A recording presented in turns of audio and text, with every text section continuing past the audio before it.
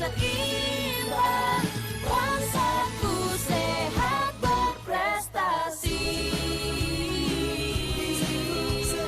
Bangsaku sehat berprestasi.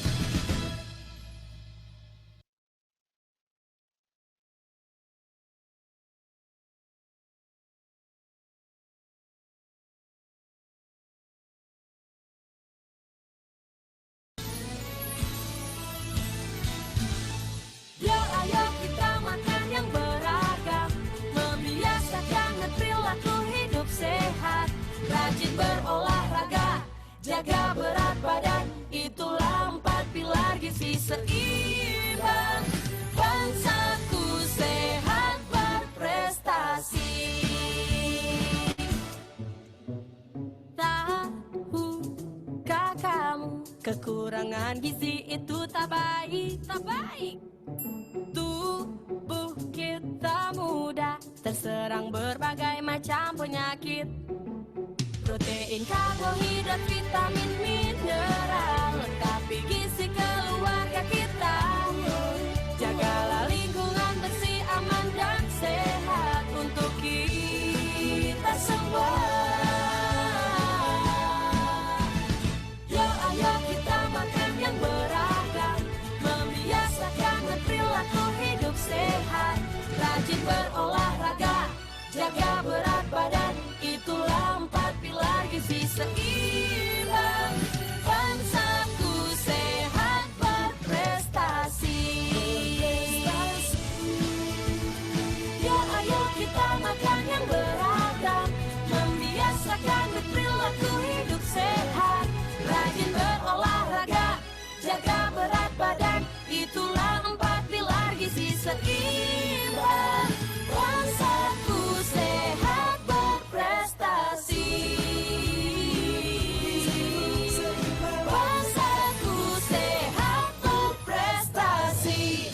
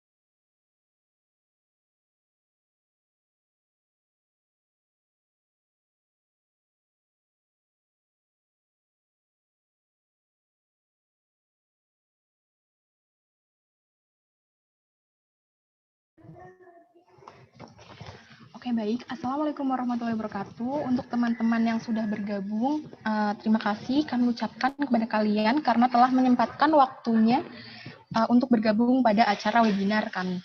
Sambil menunggu peserta yang lain, mari kita buka acaranya dulu ya. Bismillahirrahmanirrahim. Assalamualaikum warahmatullahi wabarakatuh. Selamat pagi, selamat bergabung kepada teman-teman semua di acara webinar gizi kelompok 26 KKN MIT DR 11. Tema webinar gizi pada kali ini adalah untuk memperingati Hari Gizi Nasional ke-61 dengan tema peran gizi seimbang dalam optimalisasi imunitas di era pandemi COVID-19.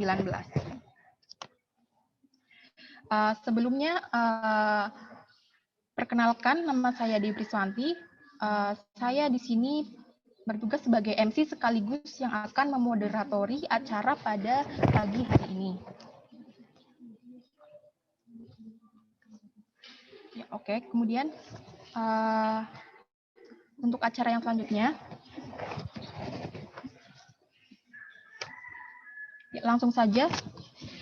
Yang terhormat Ibu Muyasaroh MSI selaku dosen pembimbing lapangan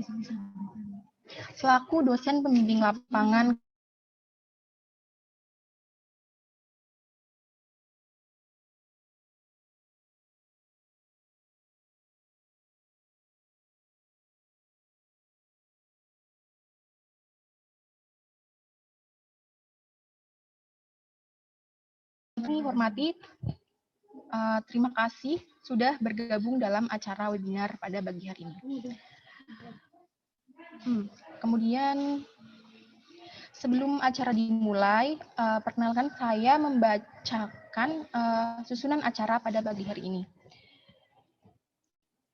Susunan acara kegiatan webinar peran gizi seimbang dalam optimalisasi imunitas di era pandemi COVID-19 sebagai berikut. Yang pertama adalah pembukaan, yang kedua adalah sambutan DPL yaitu Ibu Muyasaroh MSI, kemudian langsung masuk ke acara inti yaitu sesi materi. Kemudian setelah sesi materi, kita memasuki ke sesi tanya jawab. Untuk teman-teman yang nanti akan bertanya, bisa mengirim pertanyaannya di link yang sudah tersedia. Kemudian setelah sesi tanya jawab adalah penutup. Ya. Baik, untuk mengawali acara pada pagi hari ini, diisi dengan sambutan dari Ibu dosen pembimbing lapangan kami, yaitu Ibu Muyasaroh MSI. Kepada Ibu Muyasaroh MSI, apakah sudah bergabung?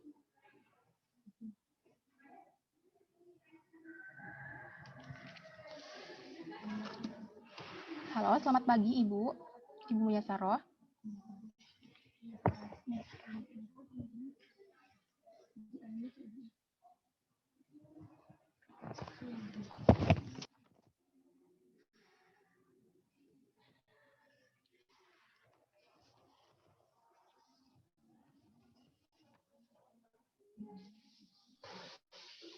Assalamualaikum, sudah siap Mbak?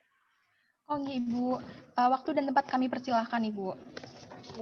Assalamualaikum warahmatullahi wabarakatuh. Waalaikumsalam warahmatullahi wabarakatuh. Amin. Allahumma sholli ala sayyidina Muhammad wa ala alihi wa sahbihi wa sallim. Rabbi shrah li sadri wa yassir li amri wahlul 'uqdatam min lisani yafqahu qawli, amma ba'du. Yang kami hormati Ibu Narsum, Bu Dwi Hartanti, ini teman sendiri ini. Yang kami hormati peserta webinar di hari ini yang kami banggakan dan yang kami sayangi. Yang pertama kali kita mengucapkan puji syukur pada Allah Subhanahu wa Ta'ala yang telah memberikan kesempatan dan kesehatan sehingga kelompok 26 KKN Mandiri ini bisa melaksanakan webinar gizi dalam rangka memperingati Hari Gizi Nasional yang ke-61 semoga lancar tanpa ada halangan suatu apapun. Yang kedua kalinya sholawat dan salam kami sanjungkan pada beliau Nabi besar Muhammad SAW yang kita tunggu-tunggu syafaatnya di dunia maupun kelak di akhirat nanti. Yang pertama saya memberikan selamat dan terima kasih kepada Narsum Ibu Dwi Hartanti yang memberikan kelonggaran waktu dan bersedia untuk memberikan ilmu kepada anak-anak kami, yaitu khususnya di kelompok 26 KKN Mandiri ini. Semoga menjadi amal pahala Ibu Dwi Hartanti. Di sini webinar memberikan tema yaitu peran gizi seimbang dalam optimalisasi imunitas di era pandemi COVID-19. Artinya keseimbangan antara fisik dan psikis itu dibutuhkan di masa pandemi ini. Sehingga fisiknya juga harus sehat, psikisnya juga harus sehat. Nah, kalau fisik itu mungkin bisa dipicu oleh gizi, ya. Ini tepat sekali mendatangkan ahli gizi. Psikologis juga akan mendapatkan pengaruh langsung dari fisik tersebut, sehingga kedua hal itu harus terjadi keseimbangan antara kebutuhan fisik dan psikis. Nah, oleh karena itu harapan saya peserta webinar ini bisa mengikuti dari awal sampai akhir ilmu yang diberikan kepada Martin di hari ini. Ya. Dan saya berpesan kelompok 26 tetap dijaga kesehatannya. Saya lihat setiap malam itu banyak begadang karena saya lihat di WA itu masih online gitu. Nah, saya khawatir itu imunnya terganggu dengan adanya begadang. Ya. Nah, webinar ini saya buka. Ya. Semoga dengan pembukaan yang dimulai dari Mbak MC, ya, semoga memberikan kemanfaatan bagi kita semua. Dan saya cukupkan sampai di sini. Terima kasih. Wassalamualaikum warahmatullahi wabarakatuh. Waalaikumsalam warahmatullahi wabarakatuh. Baik, terima kasih kepada Ibu Muyasaro atas sambutan yang luar biasa pada pagi hari ini. Kemudian langsung saja memasuki acara inti, yaitu webinar peran gizi seimbang dalam optimalisasi imunitas di era pandemi COVID-19. Sebelumnya saya akan menyampaikan latar belakang dari webinar ini. Jadi kelompok kami bertujuan ingin mengajak teman-teman untuk mengetahui apa sih peran gizi seimbang untuk optimalisasi imunitas di era pandemi COVID-19 ini. Kemudian juga kami mengajak teman-teman semua untuk belajar bersama-sama menerapkan pedoman gizi seimbang. Bagaimana sih gizi seimbang yang baik untuk tubuh kita? Nah, mari kita nanti sama-sama menyimak materi dari narasumber kita yang luar biasa pada pagi hari ini, Ibu Tanti.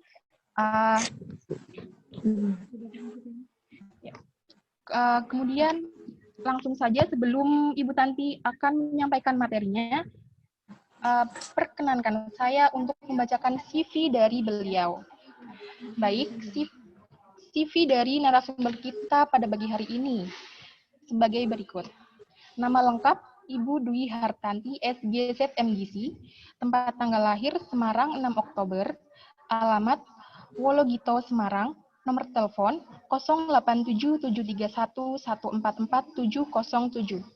Kemudian riwayat pendidikan S1 Gizi Undip tahun 2004 sampai 2008. Kemudian S2 Gizi Undip tahun 2011 sampai 2014.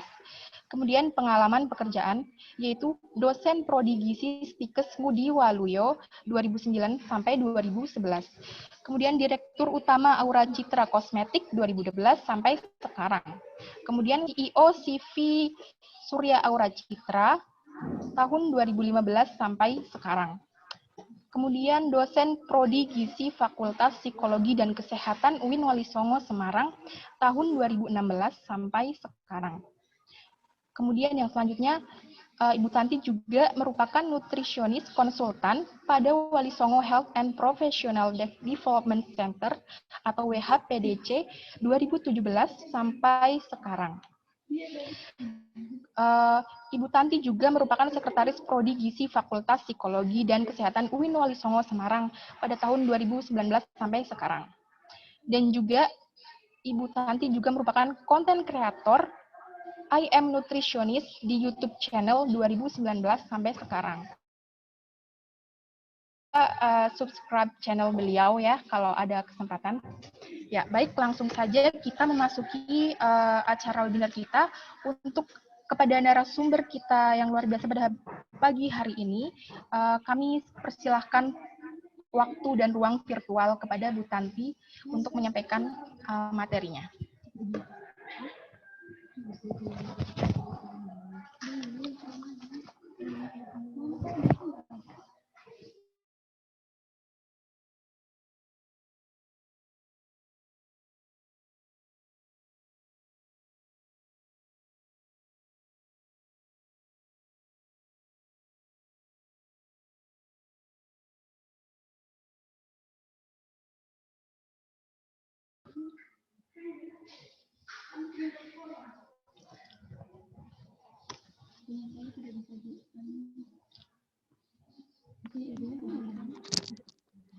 Hostnya siapa ini hostnya?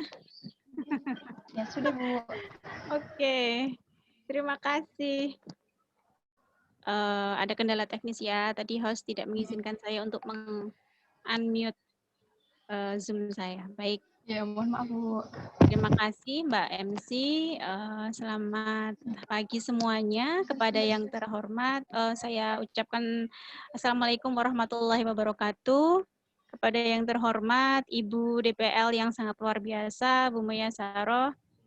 Ini rekan saya yang sangat-sangat saya hormati dan saya kagumi, begitu beliau sangat luar biasa. Merupakan sosok yang saya idolakan dan saya menjadi panutan untuk saya, begitu. Untuk semua peserta, saya ucapkan selamat pagi dan selamat menikmati acara ini. Saya akan membawakan materi yang diminta oleh adik-adik KKN tentang peran gizi seimbang dalam optimalisasi imunitas di era pandemi, gitu. Saya share screen dulu, ya.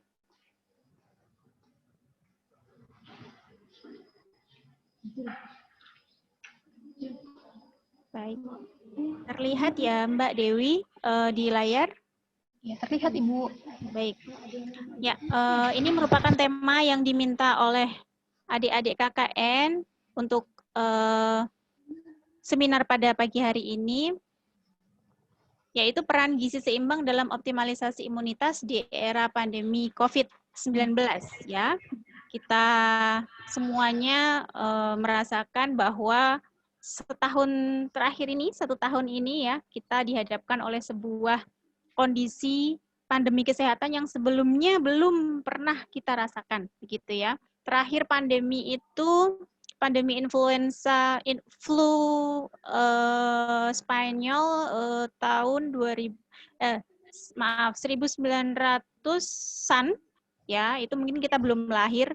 Waktu itu dunia juga dihadapkan oleh sebuah pandemi hampir sama dengan ini, begitu, yang pada waktu itu juga banyak yang terserang oleh penyakit tersebut. Nah, sekarang ini kita dihadapkan oleh sebuah penyakit baru yang penularannya sangat cepat dan penularannya dari human to human, gitu ya, dari manusia ke manusia.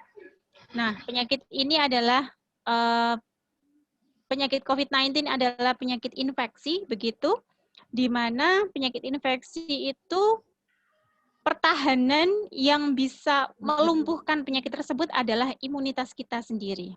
Ya, jadi barrier pertahanan kita, diri kita untuk tidak terserang penyakit tersebut, atau walaupun kita kena, begitu, kita bisa mengeliminate virusnya sehingga tidak menimbulkan gejala yang berat, begitu, bisa mungkin OTG atau mungkin ringan. Nah, itu yang berperan adalah imunitas kita. Ini merupakan tema yang sangat bagus, menarik, yang diusung oleh teman-teman KKN.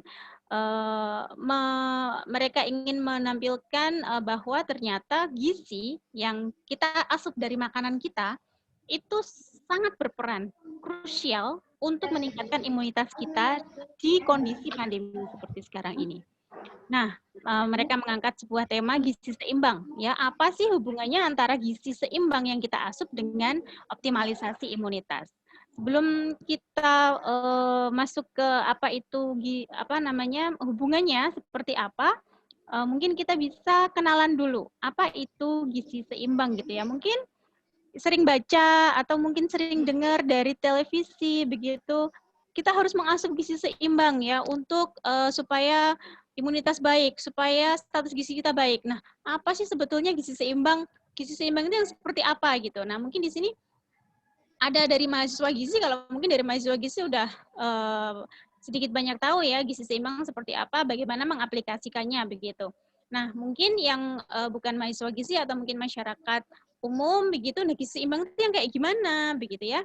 Nah, nanti akan ada penjelasannya terkait dengan gizi seimbang itu seperti apa dan bagaimana kita mengaplikasikan itu dalam kehidupan kita sehari-hari dalam konteks yang sangat mudah begitu. Nah, sebelum kita kenalan sama gizi seimbang, di sini ada sebuah pendahuluan yaitu pola makan.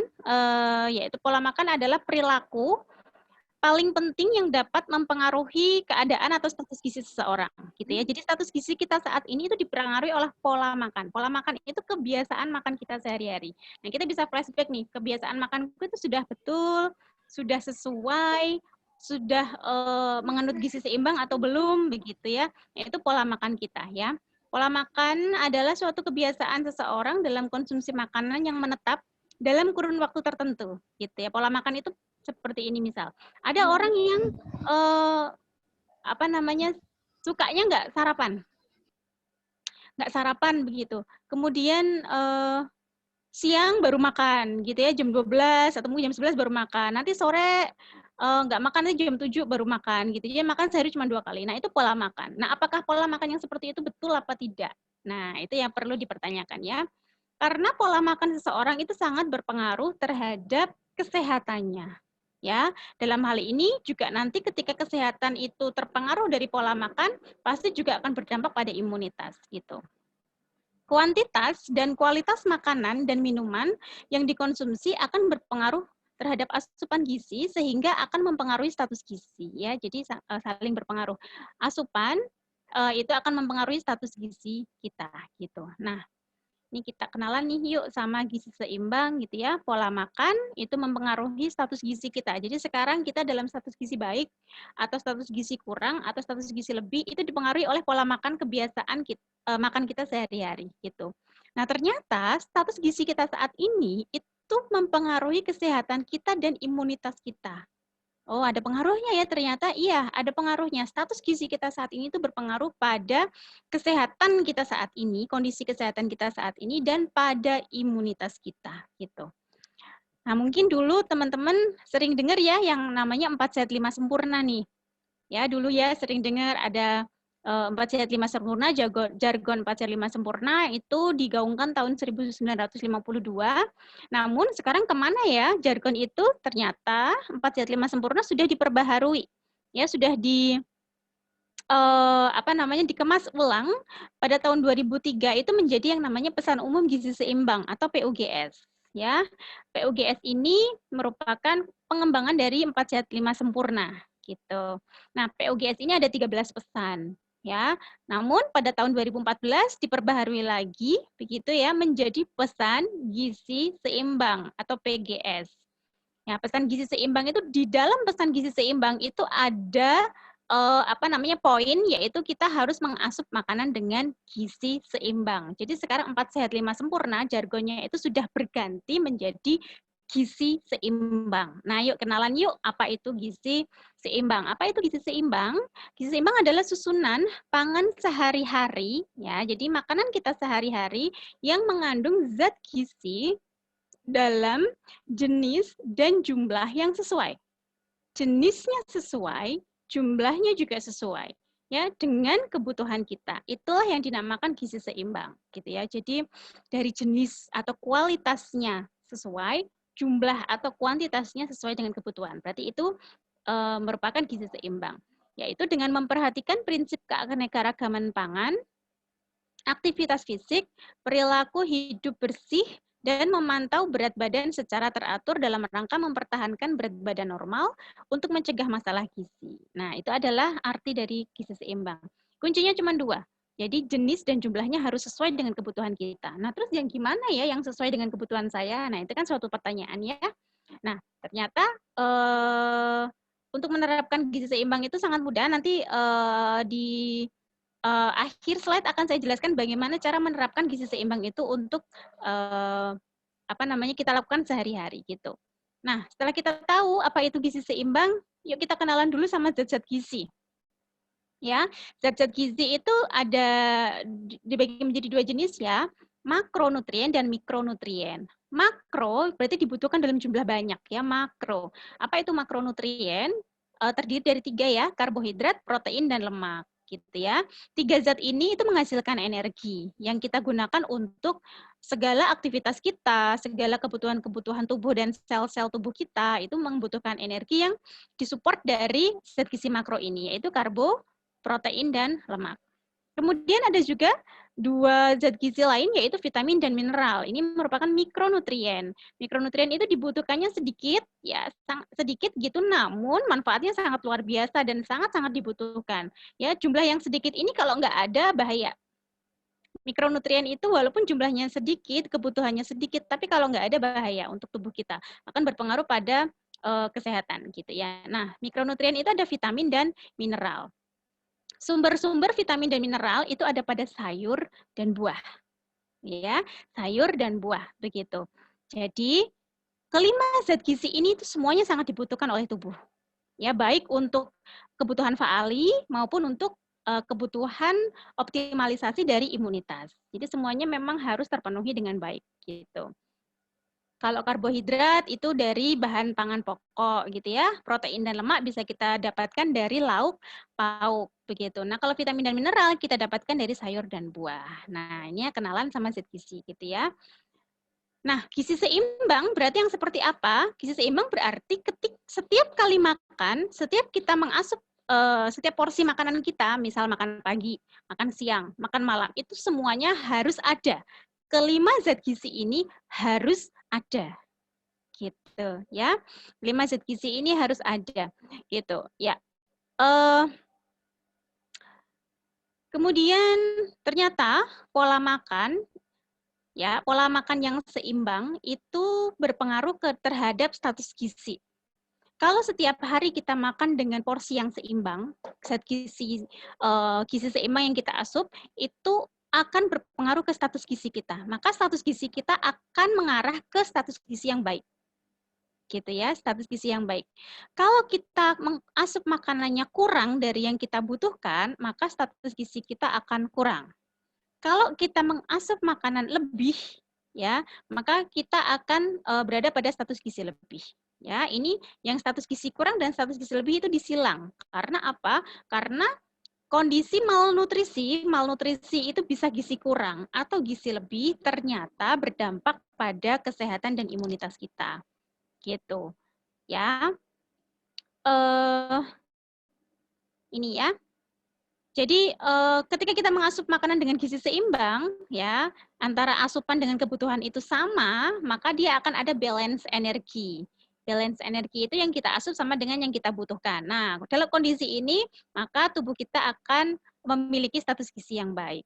Ya, kalau timpang seperti ini, yang kita asup itu lebih sedikit daripada yang kita butuhkan, butuhnya misal 2.000 kalori, kita hanya mengasup 1.000 kalori, maka tubuh kita akan berat badannya akan turun begitu, karena deposit-deposit lemak akan digunakan untuk memenuhi kekurangan asupannya, gitu ya. Jadi status gizinya akan turun, menjadi kurus, gitu ya, status gizinya kurang.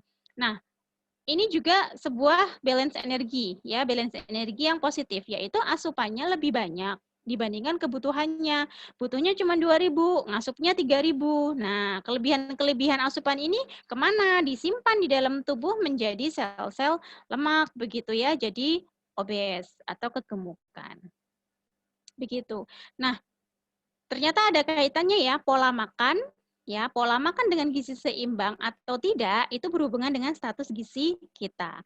Terus gimana ya cara ngecek status gizi saya saat ini tuh baik atau tidak? Masuk dalam status gizi baik, normal, atau mungkin kurang atau mungkin lebih. Nah, itu kita bisa cek menggunakan indeks massa tubuh. Saya yakin banyak di sini yang usianya sudah 18 tahun ke atas ya.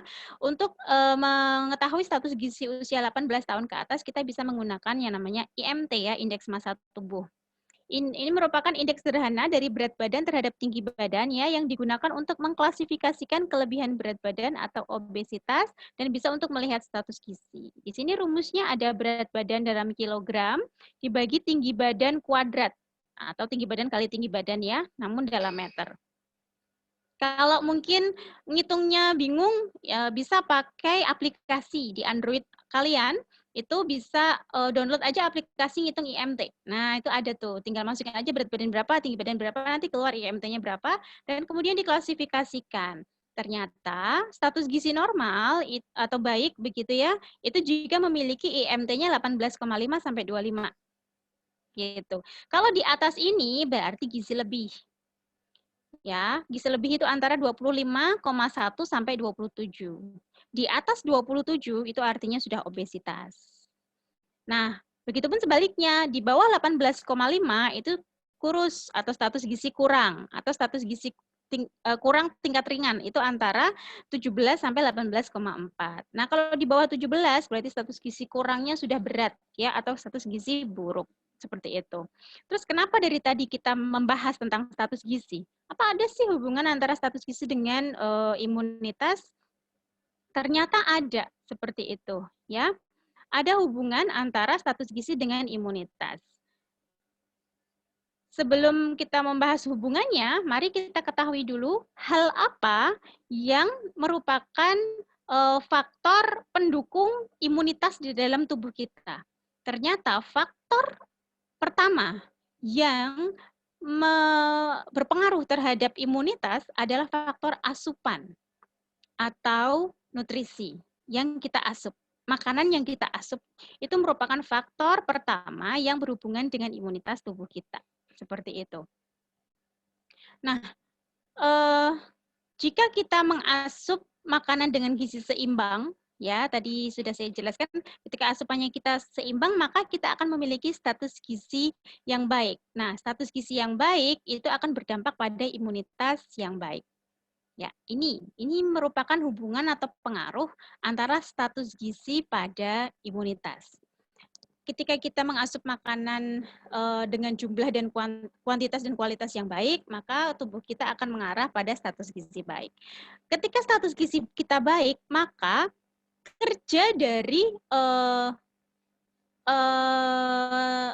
sel-sel imunitas tubuh kita akan optimal, ya. Innate imunnya akan baik, adaptif imunnya akan baik, kemudian pembaharuan untuk sel-sel baru, sel-sel imun yang baru, kemudian respon imunnya juga akan baik. Ketika ada serangan patogen dari luar datang, dia akan cepat merespon. Nah, itu didukung dengan status gizi yang baik. Ketika tubuh kita mengalami gizi kurang, ya, yang sebelah sini atau malnutrition starvation, maksudnya di sini adalah status gizi kita kurang, ternyata berdampak pada imunitas, yaitu terjadi imunodefisiensi. Apa itu imunodefisiensi? Imunitasnya rendah. Ya, karena apa? Karena orang yang status gizinya kurang, ya otomatis tubuhnya akan kurang energi. Karena status gizinya kurang, ya. Dia akan kekurangan energi, padahal energi tersebut dibutuhkan untuk mendukung proses-proses imunitas di dalam tubuh, begitu. Ketika ada serangan patogen datang, itu kan antibodi akan nyerang tuh si patogen itu supaya di keep gitu ya, atau dibunuh supaya tidak menyerang lebih jauh terhadap tubuh kita. Nah, si antibodi ini supaya bisa diproduksi tubuh supaya bisa memproduksi antibodi, kemudian si antibodi bisa menyerang patogen ini, itu butuh energi. Nah, apa yang terjadi pada orang yang ternyata dia status gizinya kurang seperti itu? Ya, energi bahan bakar yang digunakan untuk menyerang si virus tersebut kan juga kurang. Nah, hal itulah yang membuat orang yang status gizinya rendah itu terjadi imunodefisiensi. Ya, jadi memang imunitasnya rendah begitu. Ini juga salah satu pengalaman begitu ya. Saya punya 2 anak begitu. Anak saya yang pertama itu ketika di bawah umur 5 tahun itu status gizinya kurang. Ya, ketika ditimbang di posyandu itu dia selalu berada di pita warna kuning. Ya, di pita warna kuning nih anak gizi pasti tahu nih pita warna kuning artinya apa?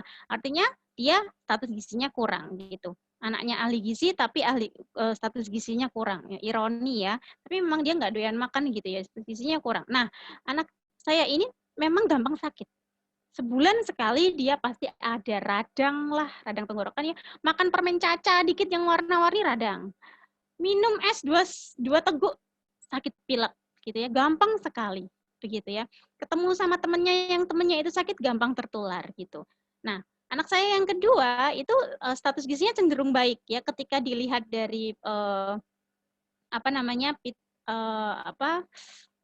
pita di KMS-nya itu selalu di warna hijau ya, status gizinya baik. Memang jadi ketika pertumbuhannya itu jadi tidak gampang sakit gitu ya. Dia lebih sehat dibandingkan saya bandingkan dengan kakaknya yang dulu. Nah, itu salah satu pengalaman memang status gizi yang kurang itu cenderung mudah terinfeksi atau mudah tertular penyakit infeksi. Seperti itu. Nah, pun juga untuk orang yang obesitas atau gemuk ya. Ternyata tidak semakin bagus status gizi atau semakin gemuk dia, jadi semakin sehat dia, semakin tahan terhadap infeksi. Ternyata tidak.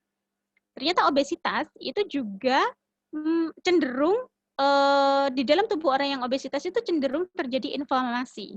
Ya, kondisi inflamasi ini akan menekan imunitas di dalam tubuh, ya, menjadi imunosupresif.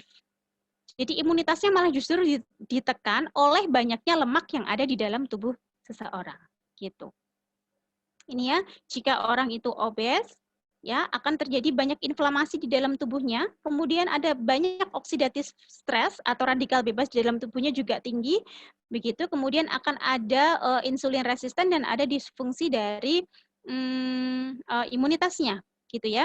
Saya baca sebuah penelitian ternyata kegemukan atau IMT yang tinggi, kegemukan itu ternyata dia bisa membuat sel T ya yang merupakan pertahanan pertama pada imunitas adaptif itu bekerjanya lambat. Ya, sel T itu gunanya apa? Ketika ada virus masuk, misal ini COVID ya, si virus COVID-19 itu datang, gitu sel T kan harusnya tahu dulu, memberikan sinyal untuk segera mengeluarkan antibodi terhadap virus tersebut gitu ya. Tapi ternyata untuk orang yang mengalami obesitas, timbunan lemaknya banyak, itu ternyata sel-sel lemak yang tertimbun pada membran selnya itu membuat sel T-nya itu meresponnya lambat. Ya, jadi lola gitu ya, untuk merespon adanya serangan patogen seperti itu. Ya, ternyata memang ada hubungannya ya antara gizi kurang dengan gizi lebih terhadap imunitas. Ini suatu penelitian yang saya ambil ya, immune dysfunction as a cause and consequence of malnutrition. Ternyata malnutrisi itu membuat imun dysfunction gitu.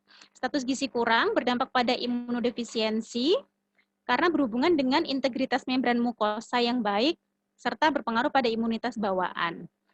Malnutrisi merusak monosit dan merusak fungsi sel T efektor memori. Kemudian disfungsi kekebalan dapat secara langsung mendorong proses patologis pada malnutrisi, termasuk malabsorpsi, ya, peningkatan kebutuhan metabolik, disregulasi hormon pertumbuhan, dan kerentanan yang lebih besar terhadap infeksi. Jadi memang orang yang kurang status gizinya kurang begitu ya, dia lebih riskan untuk mudah terinfeksi. Nah, kalau ini hubungan antara gizi lebih dengan imunitas. Ada sebuah penelitian yang saya ambil di sini dengan judul Obesity, Inflammation, and the Immune System. Dari penelitian ini saya summarize, obesitas itu menurunkan imunitas, begitu, dengan meningkatkan infeksi virus serta menurunkan bisa menurunkan respon dari vaksin. Ternyata, ya.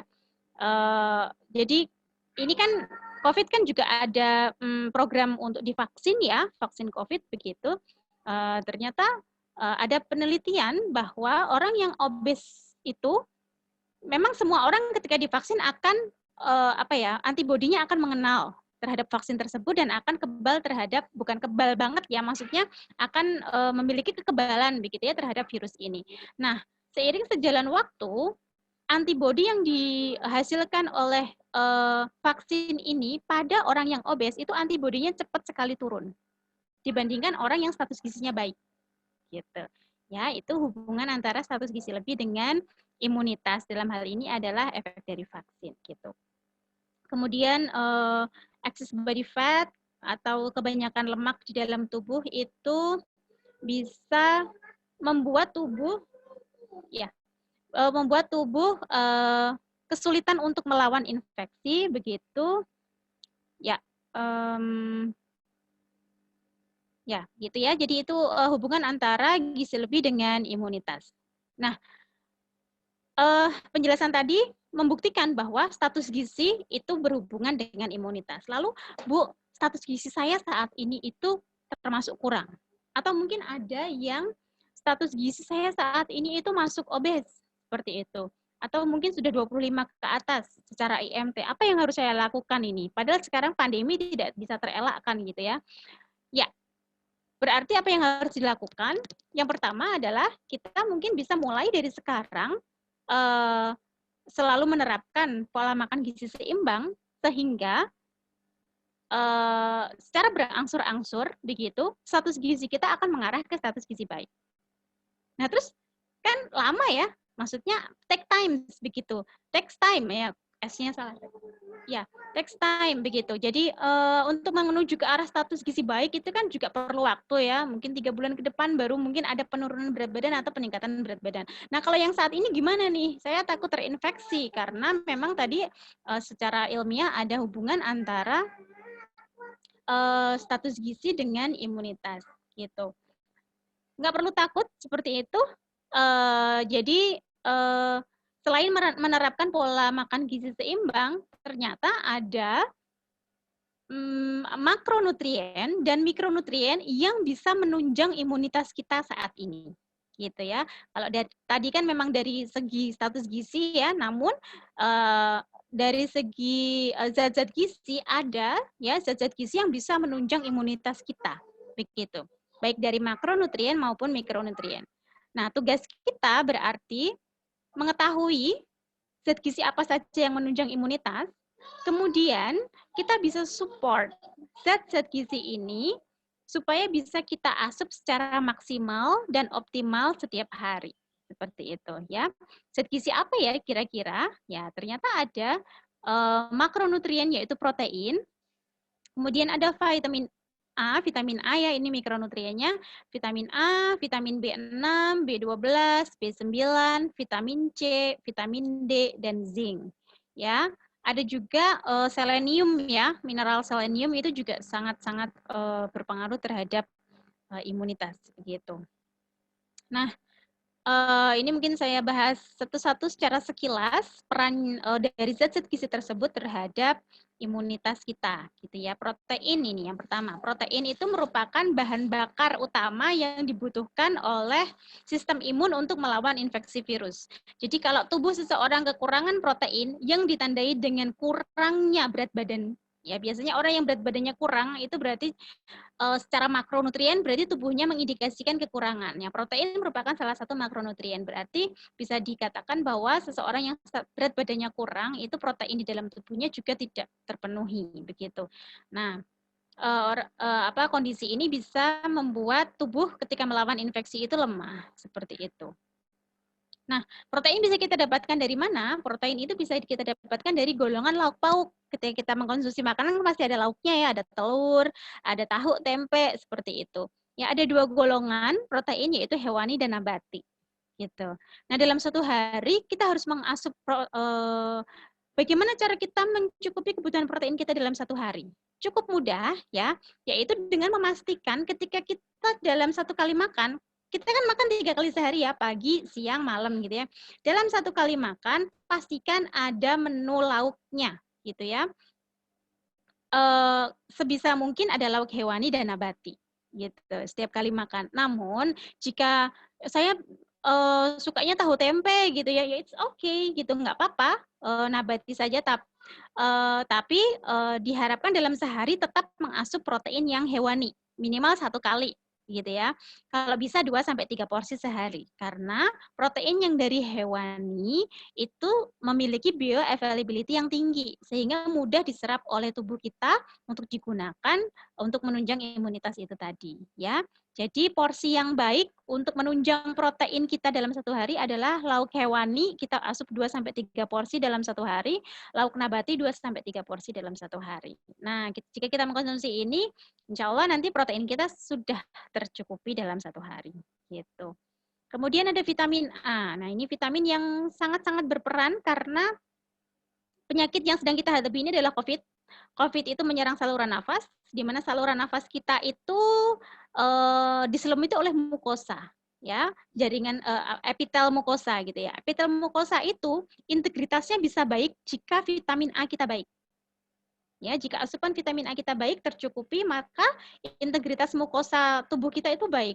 Apa sih integritas mukosa? Jadi saluran nafas itu kan diselimuti oleh barrier paling depan itu adalah mukosa. Nah, jika mukosa ini baik integritasnya, itu ketika ada virus masuk, dia akan ditangkal duluan oleh mukosa ini. Karena mukosa itu merupakan barrier pertama pertahanan tubuh bagian dalam, gitu ya. Ketika ada virus, dia jadi susah untuk nempel, begitu. Nah, integritas bisa baik, integritas mukosa bisa baik jika ada vitamin A. Ya, ternyata luar biasa ya manfaat vitamin A ya.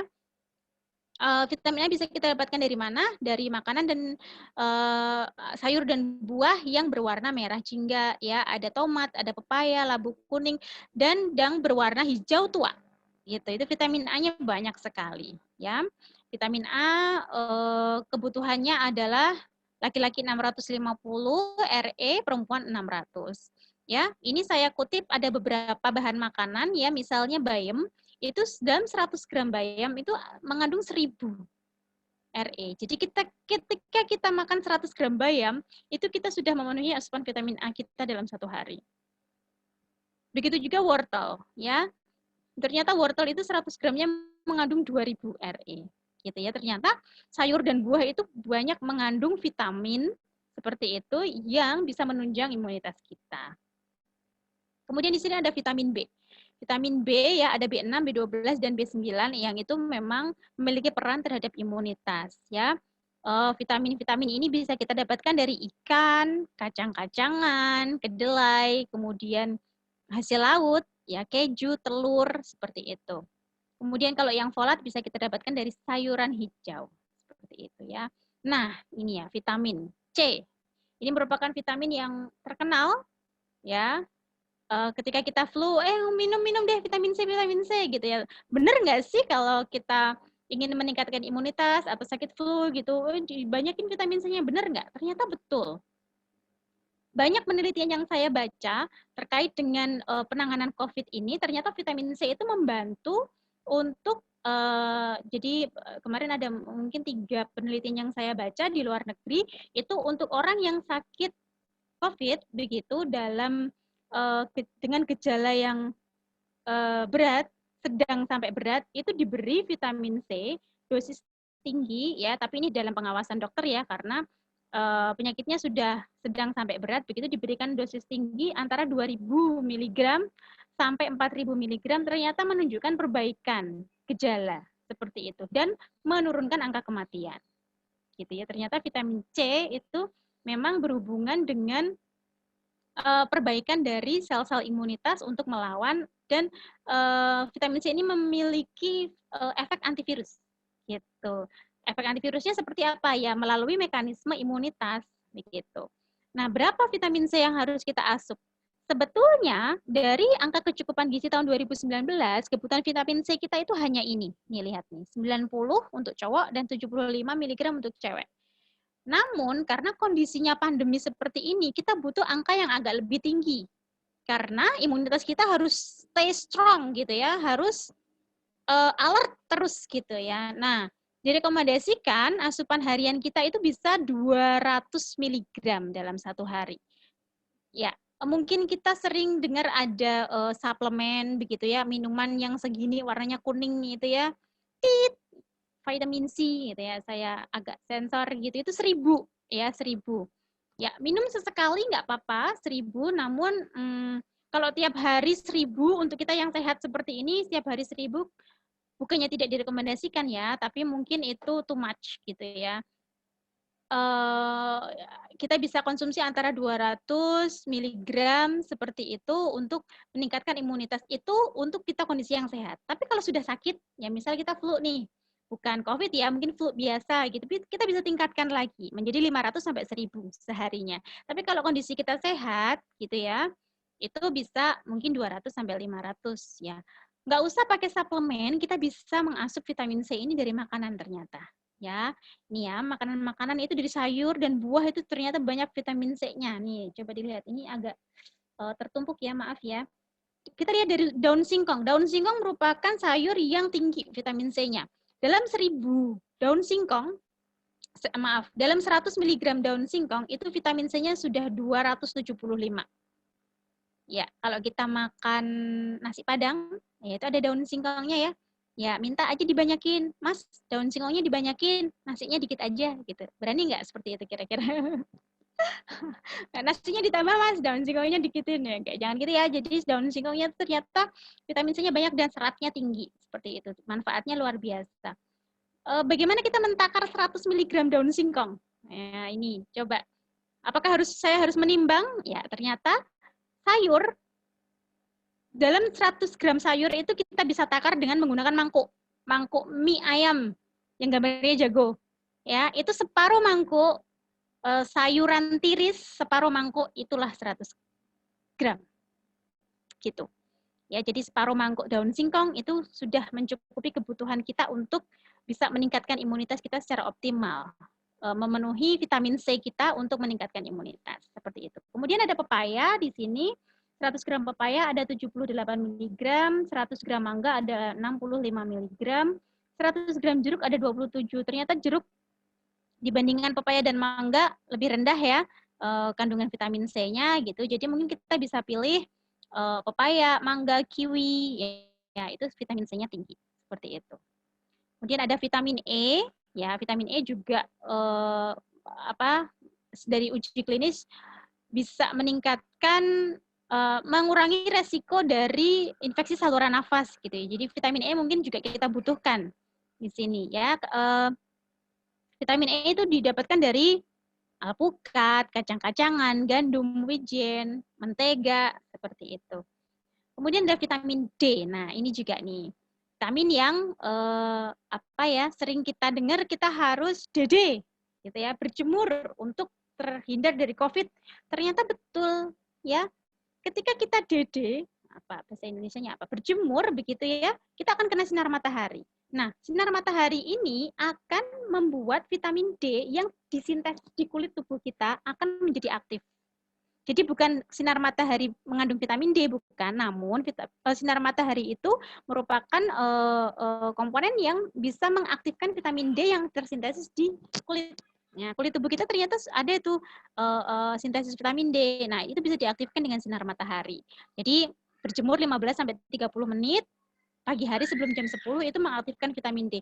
Nah, ternyata vitamin D itu diteliti banyak sekali memiliki manfaat untuk mencegah inflamasi di saluran nafas. Ya, jadi dia sangat-sangat memiliki efek baik terhadap saluran pernafasan dan memiliki efek baik terhadap imunitas tubuh kita, gitu. Makanya sering disuruh DD, ya. Jadi tidak hanya sinar matahari ya, ternyata banyak juga bahan makanan yang mengandung vitamin D, yaitu telur, susu, jamur, sereal, oatmeal, dan ikan. Nah, ini yang terakhir yaitu zinc. Zinc itu juga berperan sangat baik ya untuk imunitas. Ini adalah mineral. Ya, biasanya suplemen itu kalau ada vitamin C pasti ada zincnya untuk penunjang imunitas begitu ya. Ternyata memang betul. Zinc kita bisa dapatkan dari makanan-makanan laut ya, dari ikan seperti itu, daging merah juga ada. Nah, sekarang pertanyaannya adalah yang terakhir yaitu bagaimana kita bisa mengaplikasikan gizi seimbang. Tadi Ibu sudah menjelaskan bahwa ada vitamin A, vitamin B, C, D, E yang itu tersebar dalam berbagai macam makanan. Apakah saya harus, oh ini vitamin D saya sudah terpenuhi nih. Oh ini vitamin C-nya nih. Malah stres nanti. Kalau stres imunitas menurun. Ya, ternyata ada cara yang sangat-sangat mudah untuk mengaplikasikan gizi seimbang dalam menu kita sehari-hari. Ya, ada dua cara yang sangat mudah sekali bagaimana kita bisa mengaplikasikan gizi seimbang untuk memenuhi kebutuhan kita. Yang pertama adalah mengkonsumsi makanan yang beraneka ragam. Gitu. Jadi kalau makan jangan itu-itu saja. Ya. Harus ganti-ganti gitu ya. Mungkin menu hari ini sayur bayam, buahnya pepaya gitu ya. Besok diganti ya, sayurnya mungkin lodeh gitu ya. Kemudian buahnya ganti salak gitu ya. Besok lagi lauknya kemarin ikan ya, berarti sekarang telur kayak gitu ya, berganti-ganti. Karena apa? Karena bahan vitamin dan mineral yang tadi dibutuhkan tubuh kita tersebar dalam berbagai macam makanan, sehingga kita juga harus mengasup beraneka ragam makanan. Itu yang pertama. Yang kedua, mengkonsumsi makanan sesuai pedoman isi piringku. Nah, ini kita sudah berbicara terkait dengan kuantitas gitu ya. Nih, isi piringku yang seperti apa sih? Yang seperti ini. Ya, ini merupakan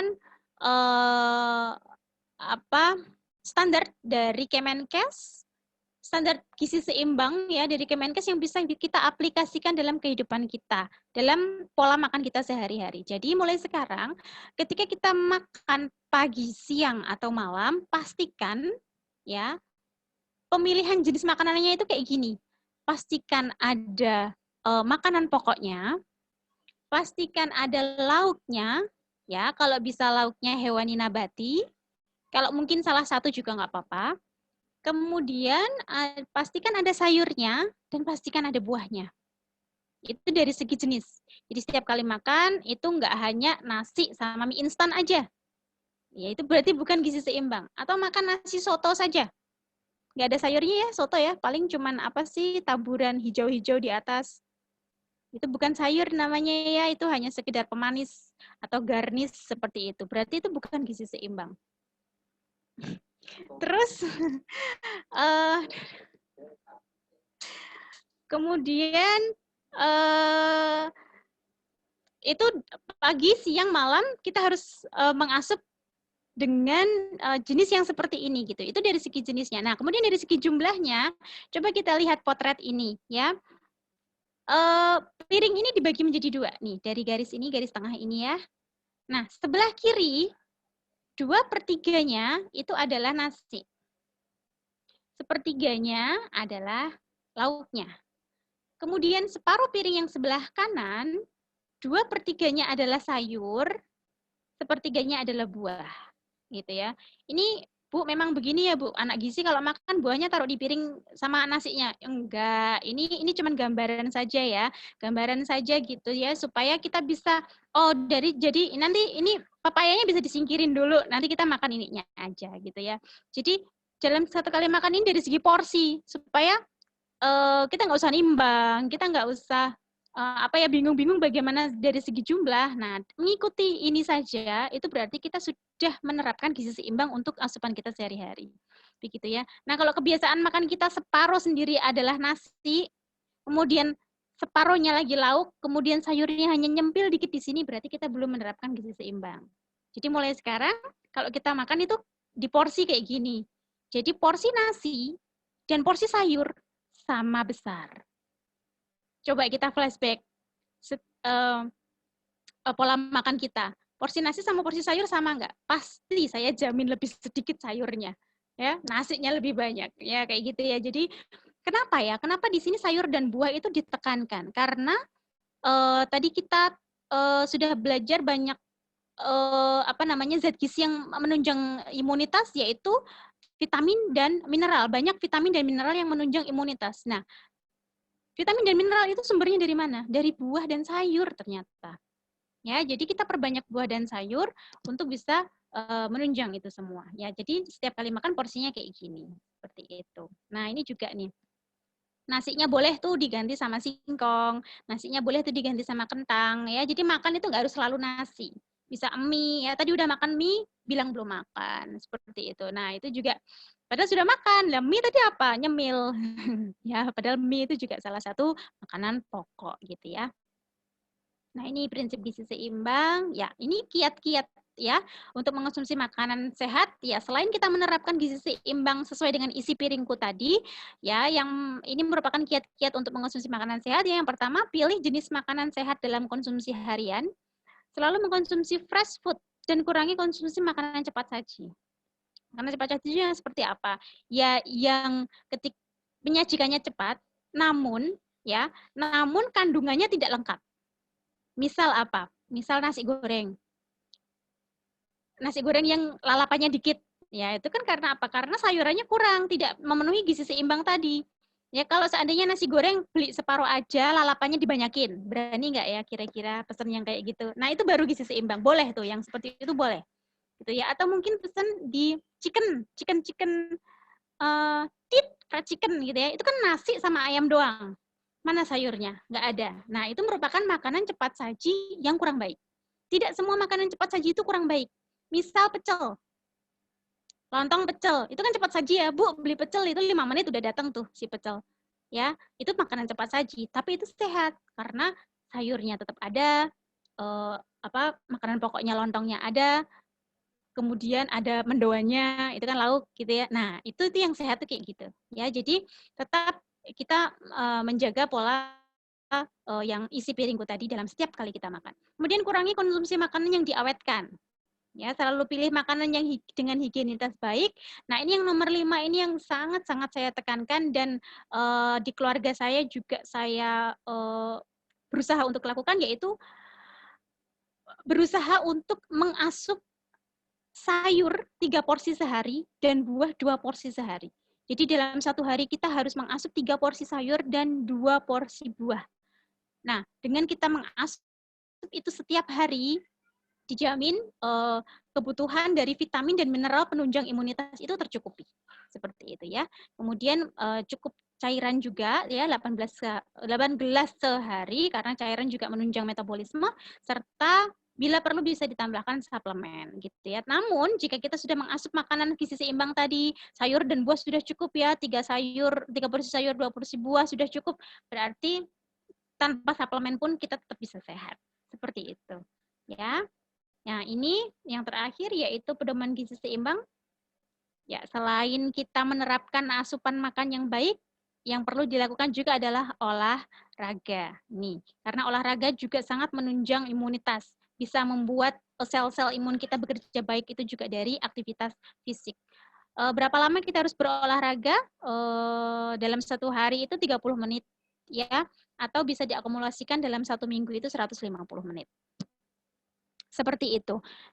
Jadi dengan kita menerapkan itu semua, insya Allah kita bisa mengoptimalkan pemberian Tuhan berupa imunitas tubuh, ya sehingga bisa tetap terjaga dengan baik.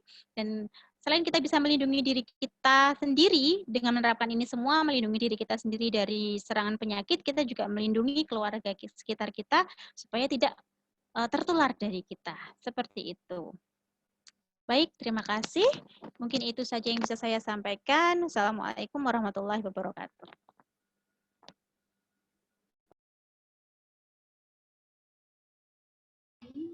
Waalaikumsalam warahmatullahi wabarakatuh. Terima kasih Ibu Tanti untuk pemaparan materinya yang sangat luar biasa. Untuk teman-teman bisa dimengerti dengan jelas ya tadi pemaparan materinya. Dan untuk teman-teman yang ingin bertanya bisa menanyakan pertanyaan kalian, menuliskan pertanyaan kalian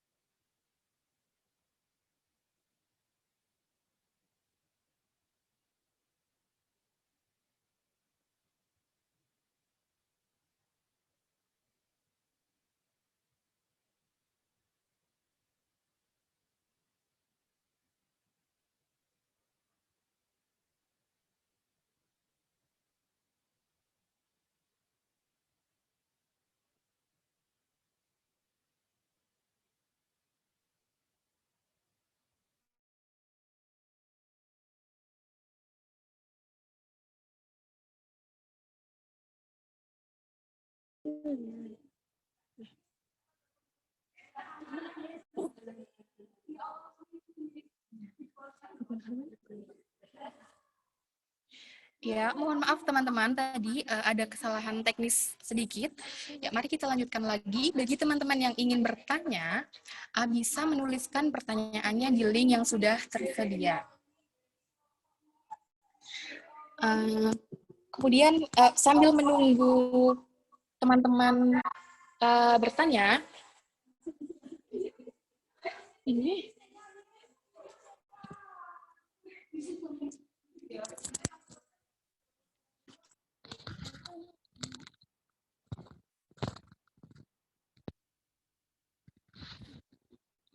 halo, apakah suaranya terdengar? Terdengar ya? Baik, mohon maaf untuk kesalahan teknis tadi ya. Baik, untuk teman-teman yang ingin bertanya bisa menuliskan pertanyaannya di link yang sudah tersedia. Kemudian sambil menunggu teman-teman bertanya, mari kita ulas sedikit materi yang sudah dibahas tadi. Ternyata asupan yang kita makan, makanan yang kita makan itu ternyata berpengaruh kepada status gizi kita ya. Ada status gizi baik, ada kemudian status gizi kurang, dan ada juga yang status gizi lebih atau obesitas. Nah, dan status gizi itu ternyata nanti akan berpengaruh kepada imunitas tubuh kita. Seperti itu. Jadi, nah teman-teman bisa cek nih sekarang status gizi teman-teman berada di posisi yang mana, status gizi baik atau kurang, atau bahkan lebih. Nah, tadi kan sudah diterangkan oleh Ibu Tanti kan bagaimana cara mengecek IMT, mengecek status gizi kita melalui IMT, seperti itu. Ya, kemudian silakan bagi teman-teman yang ingin bertanya bisa menuliskan pertanyaannya di link yang sudah tersedia.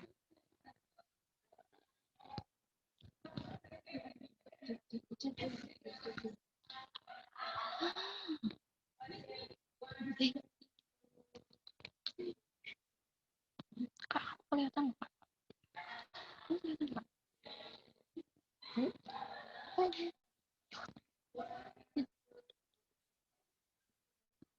Nah, di sini sudah ada beberapa pertanyaan yang masuk.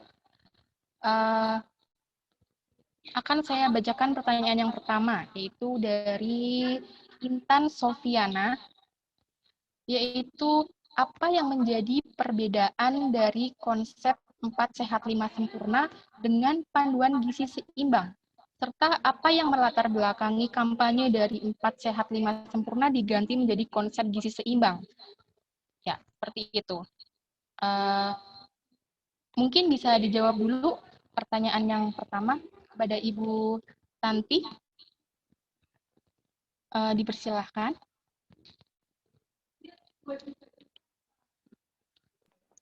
Baik, Halo, Ibu Tanti. ya. Pertanyaannya perbedaan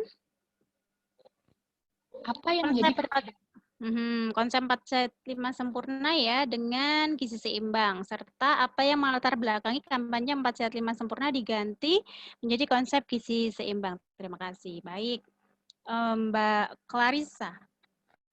Mbak Ya. Intan? Ini dari Mbak Intan. Sorry, Mbak Intan Iya. ya. Mana? Oh iya, sorry.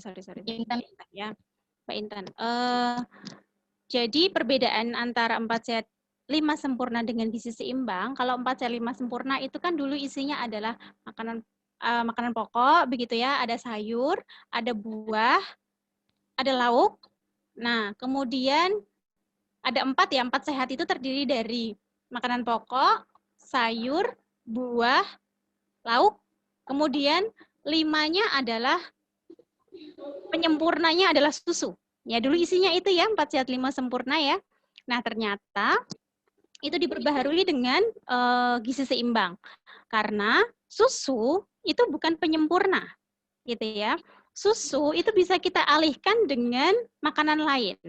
Karena ternyata banyak juga individu yang intoleran terhadap susu. Maka ketika individu itu intoleran, maka dia tidak bisa menerapkan 4 sehat 5 sempurna.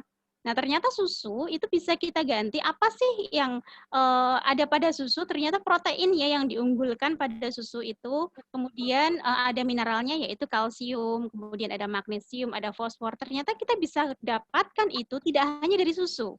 Kita bisa dapatkan itu dari ikan. Ya, makanya sekarang ada gemari, gemar makan ikan ya, karena memang itu bisa dialihkan ke ikan atau mungkin bisa dialihkan ke bahan makanan lain. Nah, sehingga hal itulah yang melatar belakangi kenapa 4 sehat 5 sempurna itu sekarang diubah menjadi gizi seimbang. Seperti itu. Itu yang pertama.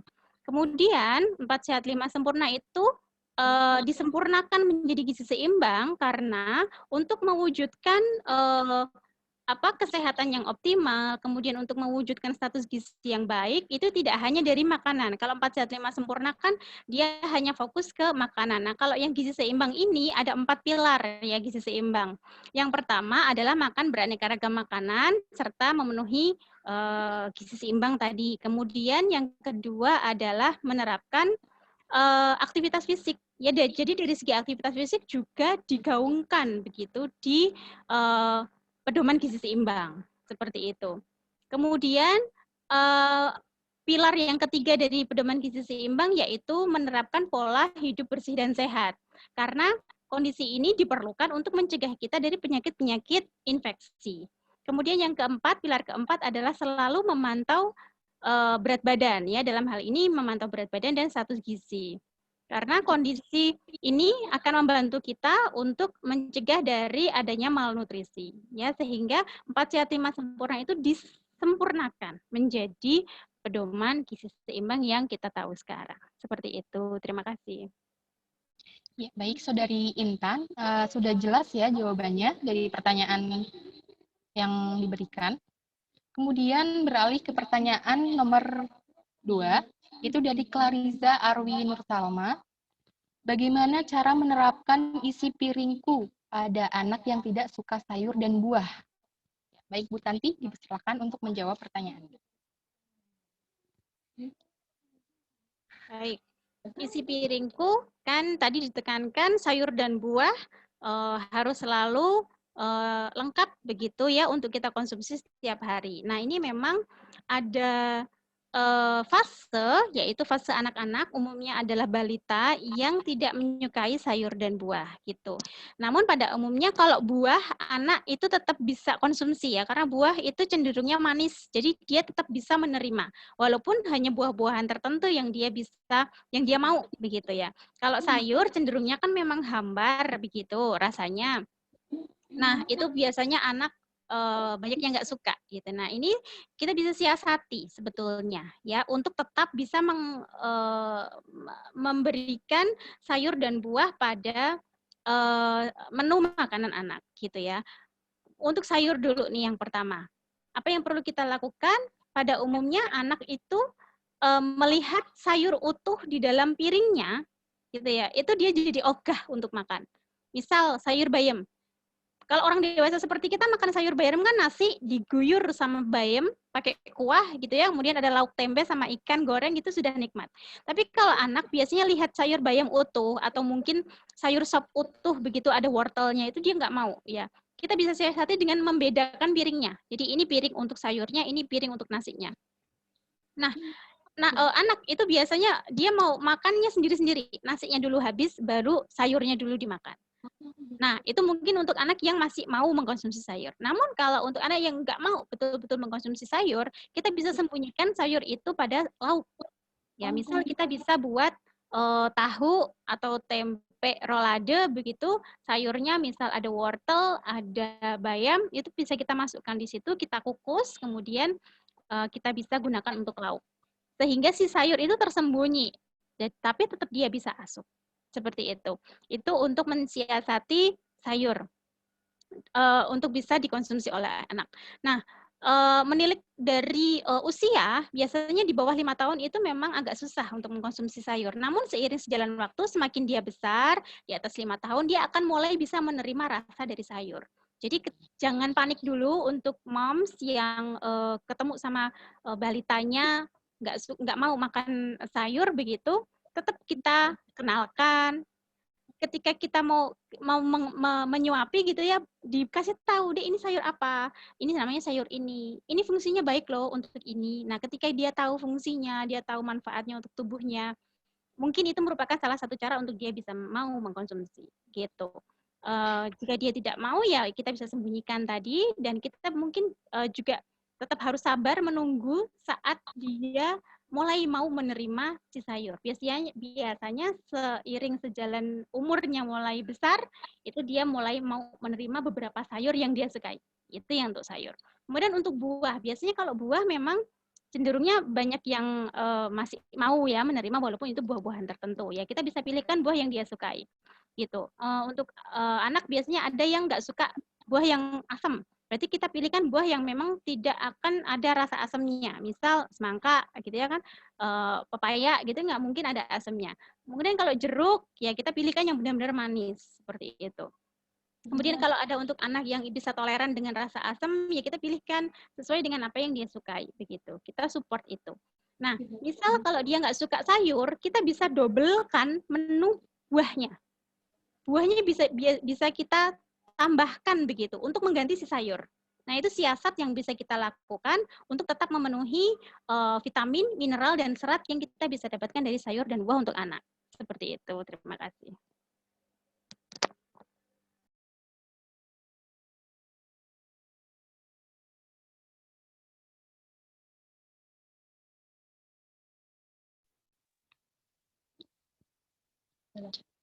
Ya, terima kasih Bu Tanti atas jawaban yang sangat luar biasa ya. Sudah jelas ya, Saudari Clarissa.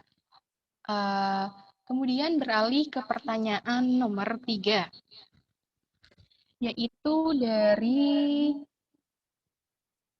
Nurul Hidayah.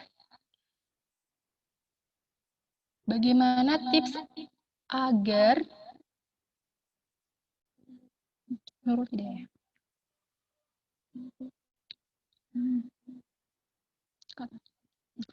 Bagaimana tips agar vitamin tidak terlalu banyak terbuang atau rusak selama pengolahan? Ya, Bu Tanti, dipersilakan untuk menjawab pertanyaan yang ketiga.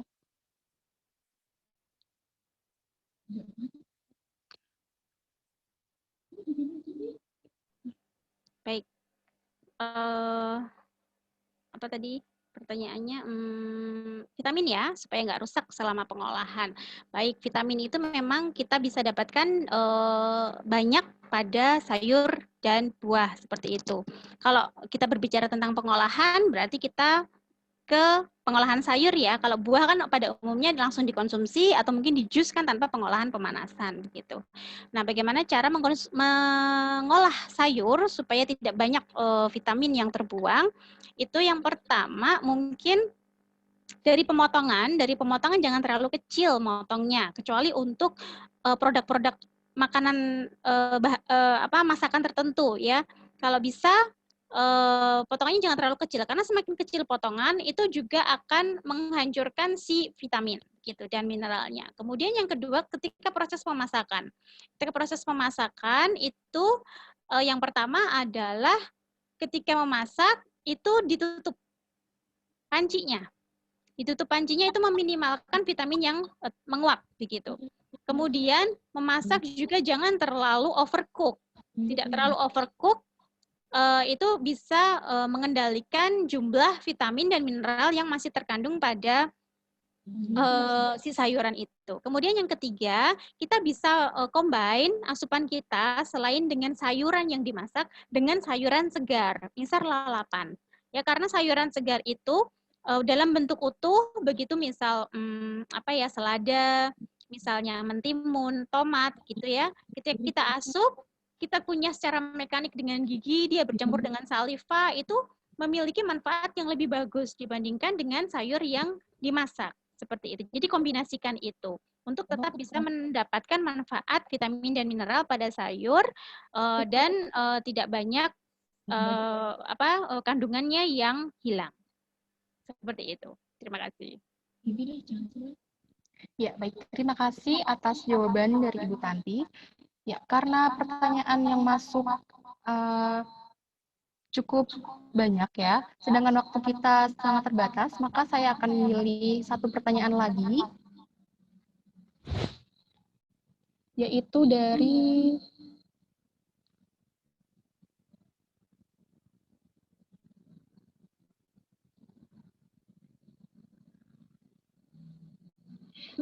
Firda Ayu Utami. Seorang yang lebih rentan terinfeksi virus COVID adalah seseorang yang mengalami sindrom metabolik seperti diabetes, darah tinggi, dan lain-lain. Namun, jika seseorang tersebut menerapkan pola makan yang seimbang, apakah tetap bisa membantu meminimalisir infeksi virus? Itu untuk Bu Tanti dipersilakan untuk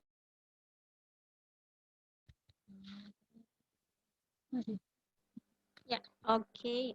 Pertanyaannya terkait dengan sindroma metabolik ya.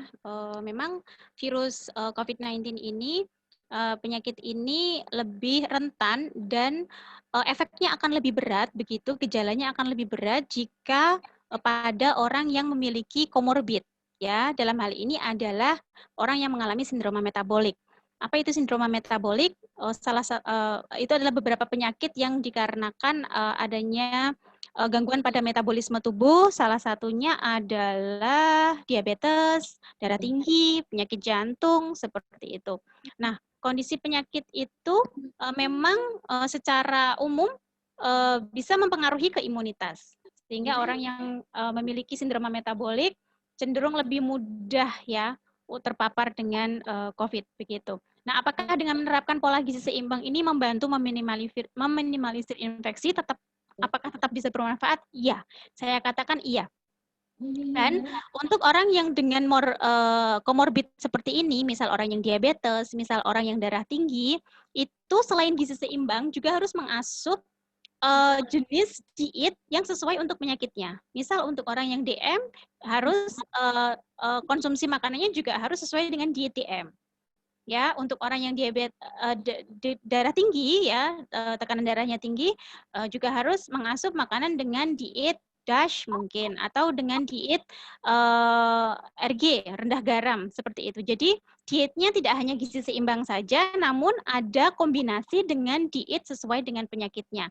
Supaya apa? Supaya kondisi tubuhnya terhadap penyakit komorbidnya itu terkendali dulu, ya. Selain itu juga dengan terkendalinya komorbid itu bisa juga mengendalikan tubuhnya, membuatnya lebih optimal dalam menangkal virus gitu ya. Jadi tidak hanya gizi seimbang saja untuk orang yang dengan komorbid itu, namun tetap harus juga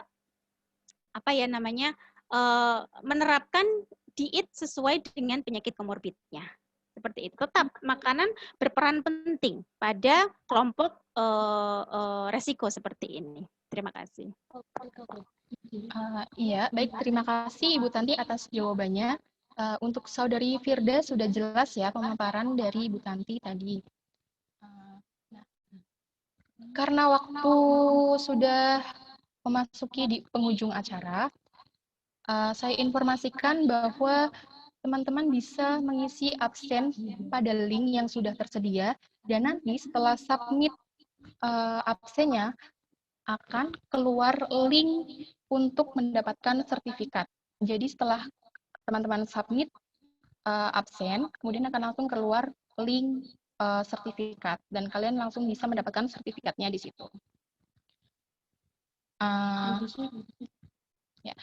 Link sudah di-share ya, teman-teman bisa mengisi absennya pada link tersebut.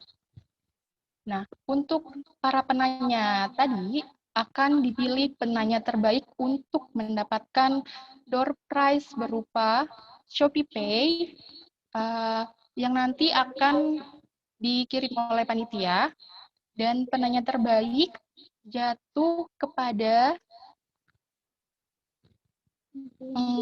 Firda Ayu Utami atas pertanyaan yang tadi diberikan ya tentang mengenai sindrom metabolik.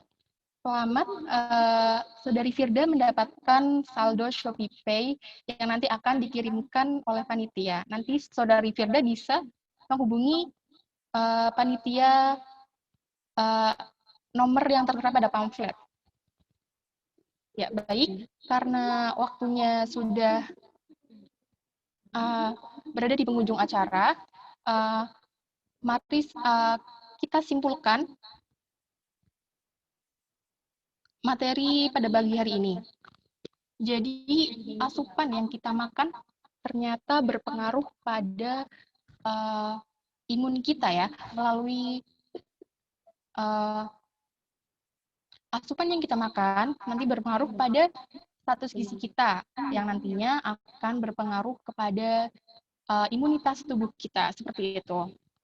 Nah, teman-teman, gimana nih sekarang, tinggal sudah ngecek atau belum nih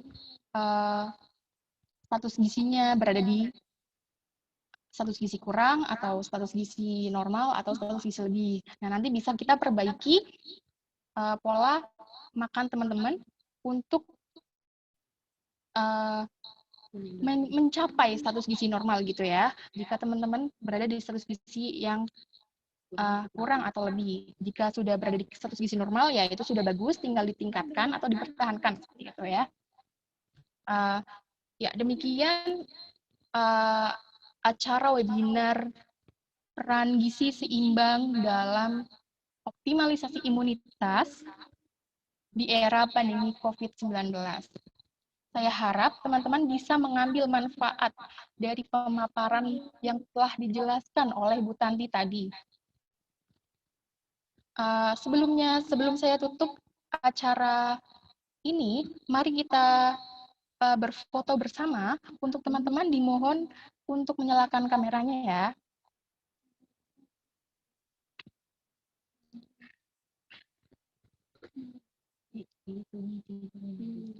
Ya, yang belum menyalakan bisa dinyalakan.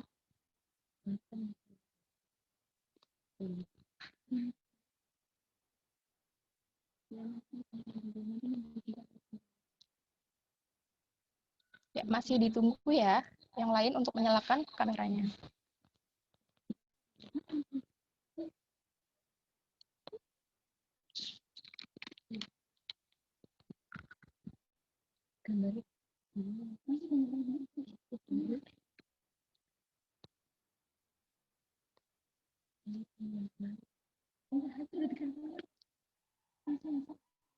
Ya, untuk operator segera mengambil gambarnya ya. 1, 2, 3. Ya, satu kali lagi. 1. Ya, operator bersiap-siap untuk mengambil gambarnya. 1, 2, 3. Ya, baik. Untuk teman-teman yang sudah bergabung dalam acara webinar pada hari ini, kami ucapkan terima kasih yang sebesar-besarnya karena sudah meluangkan waktunya untuk bergabung pada webinar kami. Kemudian untuk Bu Tanti kami ucapkan terima kasih yang sebesar-besarnya karena telah bersedia meluangkan waktunya untuk bergabung bersama kami memberikan materinya tentang mengenai gizi seimbang ini yang sangat kita dapat ambil manfaatnya tentu dalam kehidupan sehari-hari ya. Ya, demikian acara pada hari ini. Mari kita akhiri bersama-sama dengan membaca hamdalah bersama. Alhamdulillahirabbil alamin. Ya, saya tutup acara ini. Wassalamualaikum warahmatullahi wabarakatuh. Terima kasih semuanya.